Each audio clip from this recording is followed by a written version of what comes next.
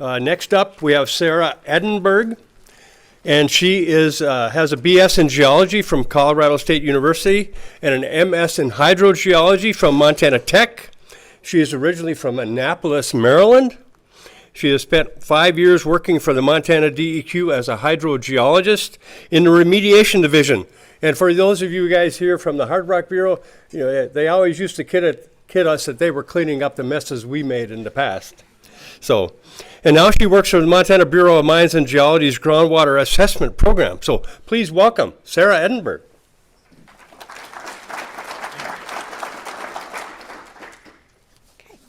Thank you. So I'm going to talk today about naturally occurring acid rock drainage in a specific mountain range in central Montana, and talk about how we can collect data from naturally occurring acid rock drainage areas and apply some of that data to help determine pre-mining water quality for abandoned mine lands.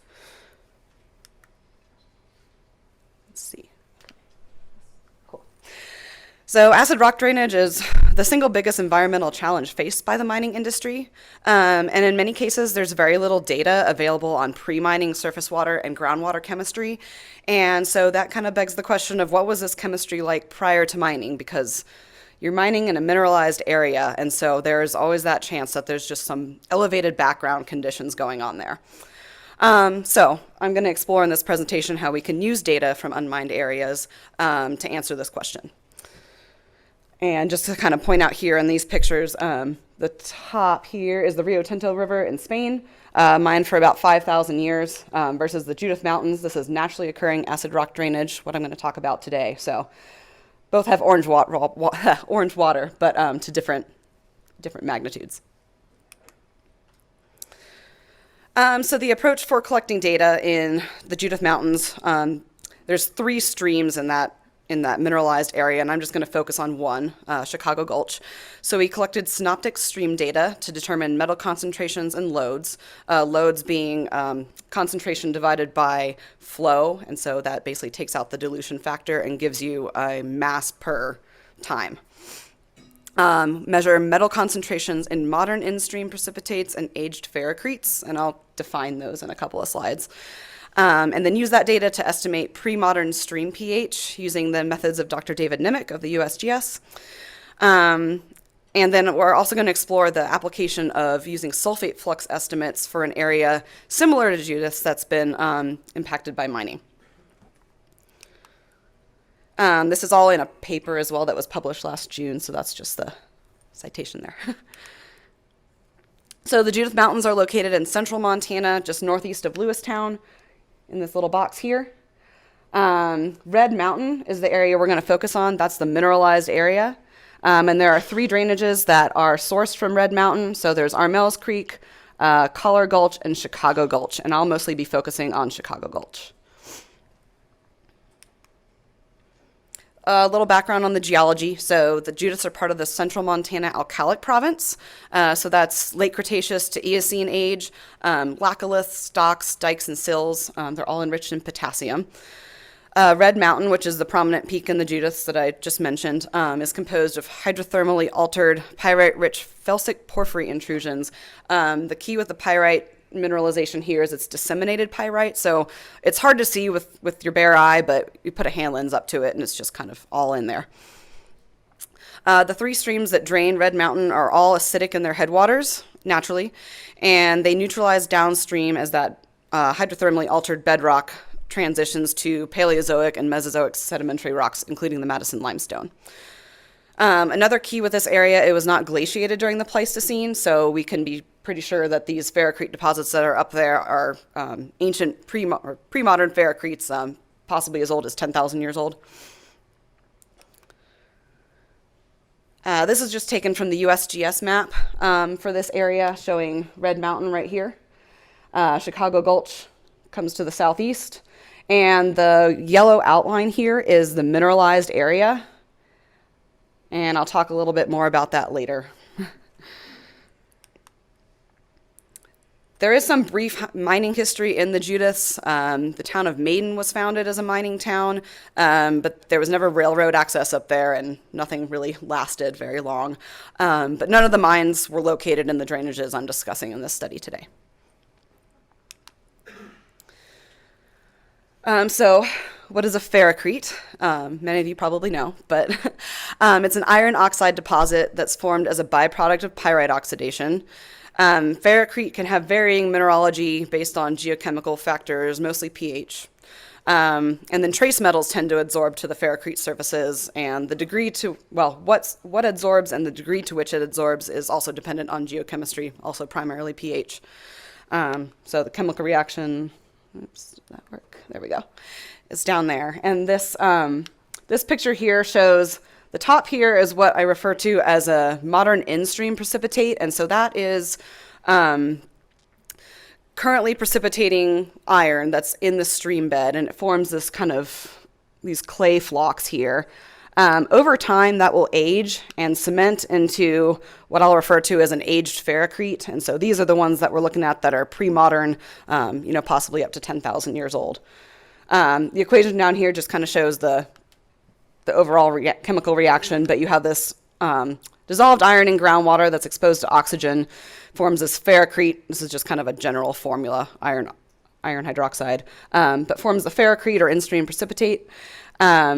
And then, of course, we have the two hydrogen ions here, which are the cause of the lowered pH. So going through a little bit more into the methods here, but collected synoptic samples of water, these in-stream precipitates, and ferrocretes. And so we did our best to collect these three samples at same locations going downstream. We did this during high flow and low flow. The results I'm going to talk about here are during low flow because that's base flow. We also did some leaching experiments using samples of the hydrothermally altered rock from Red Mountain, and did some geochemical modeling, again using those samples from base flow conditions. And then we took that stream chemistry and calculated solute flux, and I'll get into what that actually means toward the end of the presentation. But we took that solute flux and compared it to two other areas that are affected by acid rock drainage, one of which has been mined. So this just shows the map of the synoptic sample locations. So the headwaters of the Chicago Gulch are up here. Going downstream, so the water is acidic pretty much all the way down to about this location here, where this North Fork comes in. And this North Fork is pH of about an 8. It's not sourced from this hydrothermally altered bedrock up here. And so we have a really drastic jump in pH and kind of some big geochemical changes that happen at this junction down here. So I'll be talking about that more. One other area to note is we called it the acid fork, but it's actually even lower pH than the headwaters up here. It's just under a 3. So this is just kind of another source of metal loading to the stream.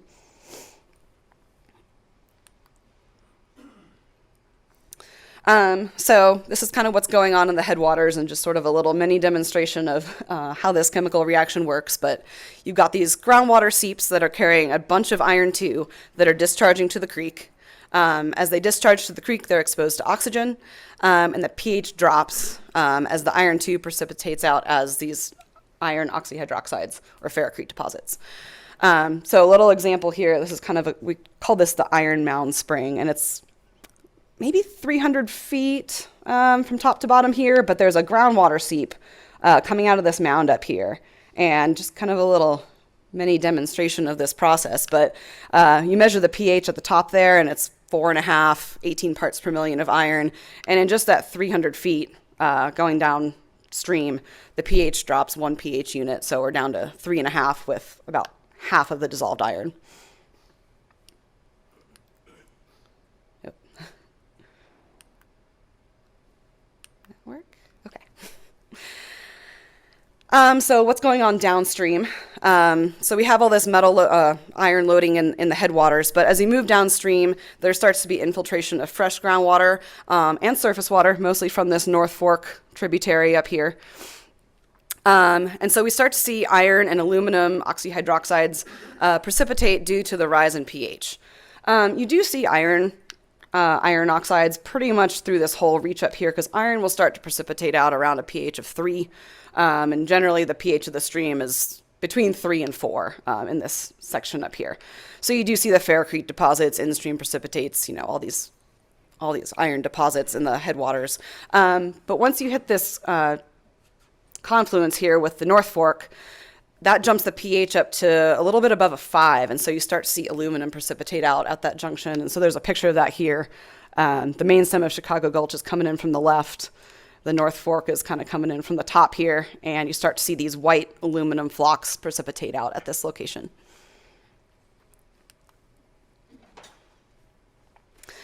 So just wanted to show some of the synoptic water quality results. This big diagram here shows the iron and the aluminum. The aluminum really doesn't start to drop out. This is dissolved load. So the aluminum really starts to drop out drastically below the confluence with that north tributary, so this basic tributary up here.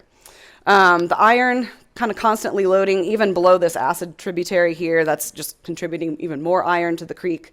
But the iron does start to really drop out even above that north tributary because the pH is high enough to allow it to do so. Metal concentrations, so trace metals tend to act differently kind of based on their chemistry, but just kind of two examples here. So zinc, all trace metals will adsorb to these iron oxide deposits to different extents. Zinc likes to adsorb at higher pH, so you generally want anything above like an 8, really 9 pH. So what you see here is even in the downstream at the mouth of Chicago Gulch, where the pH is bumped up to fairly neutral values, you still have quite a bit of dissolved zinc in that load here, versus the copper. Copper will start adsorbing at a lower pH, and so you see a really drastic drop off of the copper concentration there because the pH rises to above a 5 at that location. So we took these results and did some adsorption modeling just to kind of demonstrate this and predict the percentage of these cations that will adsorb to the in-stream precipitates based on pH. And so this just kind of reflects what I just talked about, but lead and copper have the highest percent adsorption overall. They will start to adsorb at fairly low pH. You get better adsorption at higher pH, but they start to adsorb at lower pH than, say, cadmium, zinc, and especially manganese.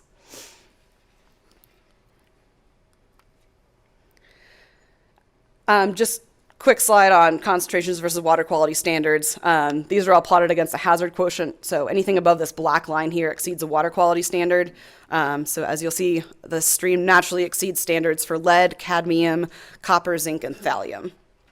The leachate samples are plotted over here, and those leachate samples also exceeded water quality standards.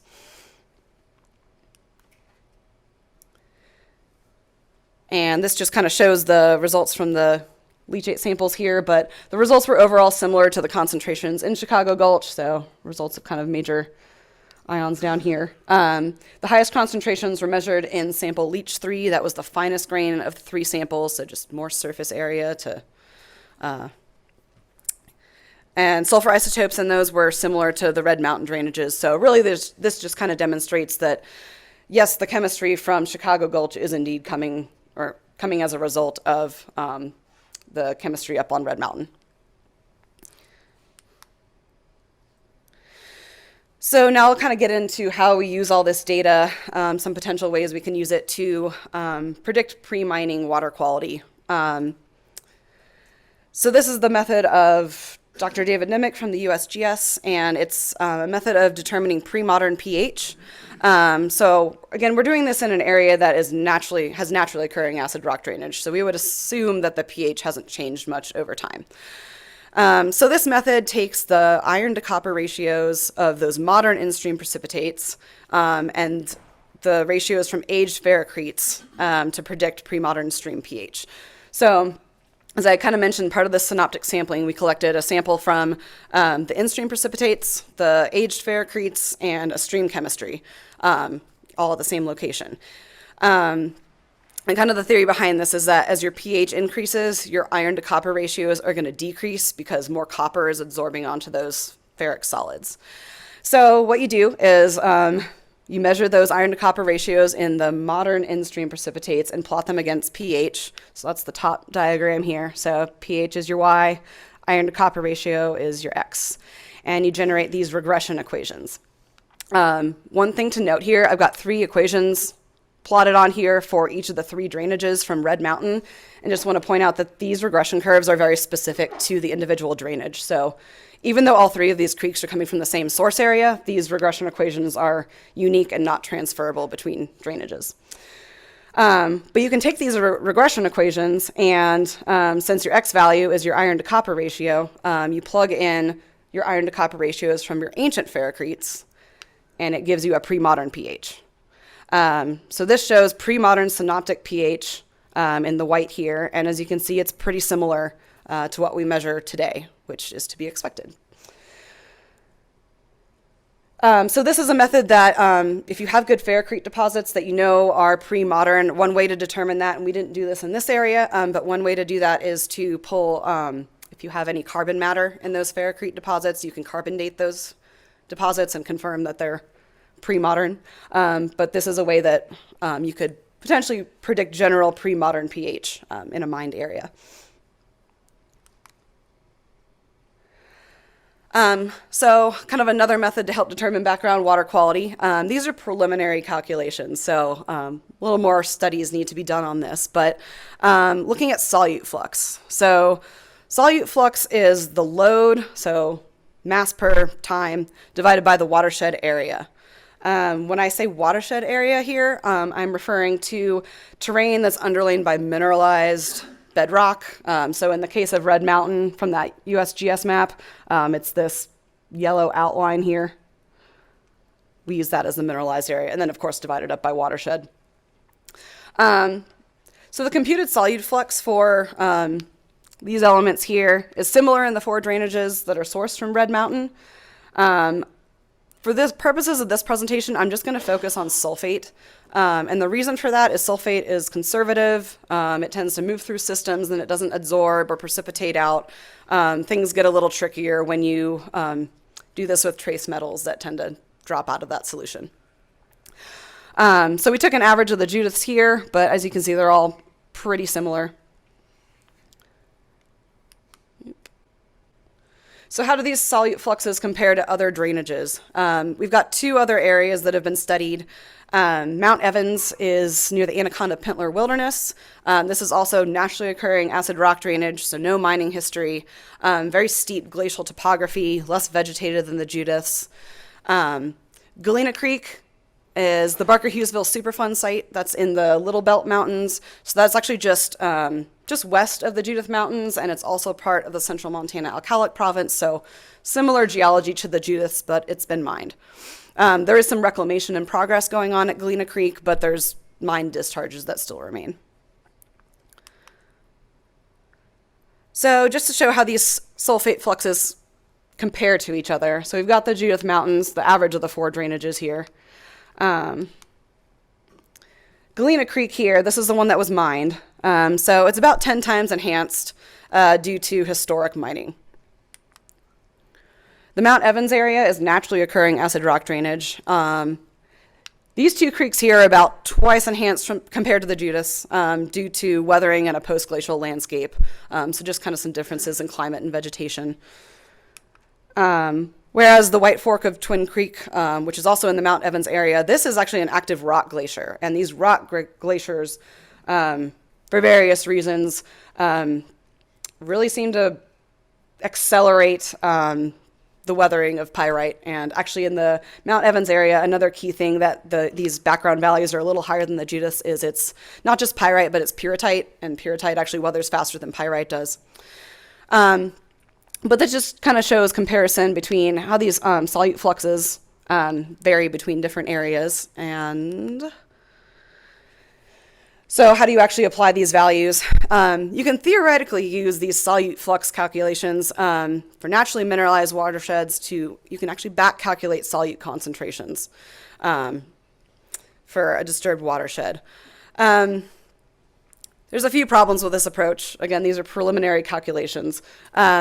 But you're relying on an estimation of mineralized surface area, so you're not going with a 3D, it's kind of a 2D calculation in that sense. And especially for areas like the Barker-Hughesville, the mined area, that's vein mineralization versus the Judith Mountains are kind of widespread disseminated pyrite. Galena Creek, they assume about 20 to 30% of that stock is actually mineralized. So you're making some guesstimates there. You're also making some assumptions about the geology, the climate, the topography, and of course the issue with the non-conservative solutes. So more studies are needed on this, but ideally, I think the end goal would be to study more of these areas with naturally occurring acid rock drainage and kind of build up a database that just sort of demonstrates how varying conditions in nature can have effects on naturally occurring acid rock drainage and those kind of orders of magnitude that they occur at, and kind of have that database just as a resource for an analogy for a mined area, say like maybe Zortman-Landusky. Again, part of a multiple lines of evidence approach, but you would use this along with, leachate studies, pre-modern pH prediction, and it can really just kind of tell you, maybe not specific numbers, but yes, this area was likely impacted by some sort of elevated background concentration prior to mining. So just conclusion slide, but natural acid rock drainage is caused by the weathering of the hydrothermally altered bedrock on Red Mountain. These ferrocretes precipitate due to the oxidation of the groundwater.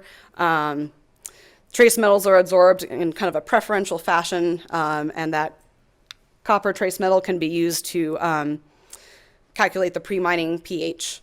Leaching experiments replicated those conditions that we observed in Chicago Gulch, and we believe the stream chemistry has remained the same for the last 10,000 or so years.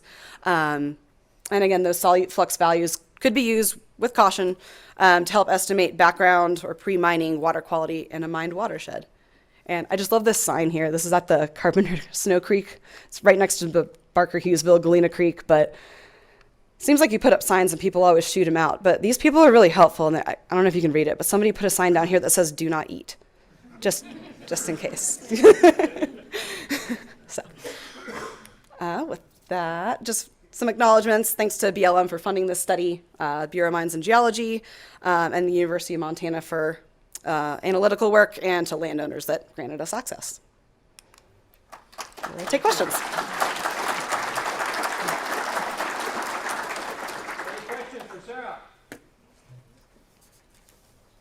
Can you use the mic, please?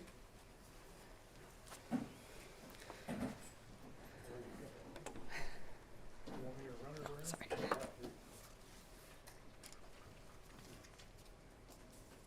So on your solute flux analysis on Galena Creek, because I'm pretty familiar with Galena Creek, did you look at the upper dry fork Bell Creek that comes into it? Yeah, so that was kind of an interesting calculation to do for Galena Creek, just because there's several reaches of that are losing groundwater, and most of the water in that creek is actually sourced from those mine discharges, and then there's a few tributaries that go into there. But yeah, I kind of cut it off. It was a few hundred feet below where all the reclamation has been done. But I guess that's kind of another factor, I would say, with those solute flux calculations, is you need good synoptic stream data. And when I did that calculation below that losing reach, it kind of messed with it because you're losing things out of solution there. But above the confluence, it's a little more steady. Yeah. Other questions, please? Do you get ferrocretes in connection with acid rock drainage, say, from eastern coal mining? Yes, I think the extent to which, maybe depends on the chemistry of it. Maybe some of those subbituminous low sulfate coal deposits, not as much, but certainly in like Belt and that Great Falls coal area for sure. Other questions, please? Wayne? Because the fresh forming ferrocretes are generally like shortenite and they convert to goethite over time, how do you account for the change in metal ratios when trying to estimate pre-mining pH? Well, I guess it's not really reliant on, it's more reliant on the extent of the adsorption of copper and the pH of that rather than that conversion. Yeah, did that answer? Yeah, I think you're definitely losing iron in the system. Mm-hmm. The iron ratios are changing over Yeah, time, yeah, but copper probably persists. So. yeah. It's all pH dependent, pretty much. Any other questions? Thank you, Sarah, very much.